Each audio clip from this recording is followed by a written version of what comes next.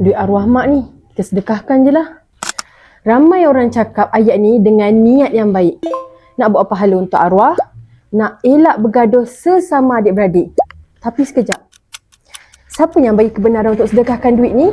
Dan duit ni milik siapa sebenarnya? Dalam hukum, bila meninggal je seseorang, semua harta arwah tidak akan terus turun milik pada anak-anak. Tapi, ia masih dalam urusan harta pusaka dan ada juga hak waris yang perlu ditentukan terlebih dahulu. Kalau terus sedekah tanpa kiraan bahagian faraid, tanpa tentukan semua waris dan tak dapat persetujuan semua ahli waris, sedekah tersebut boleh jadi tidak sah. Malah boleh jadi kita ambil hak orang lain. Bayangkan ada waris yang sepatutnya dapat hak dia. Tapi bila habis semua duit tu disedekahkan atas niat yang baik, maka niat tidak menghalalkan cara. Cara yang betul bagaimana? Yang pertama, selesaikan terlebih dahulu urusan harta pusaka.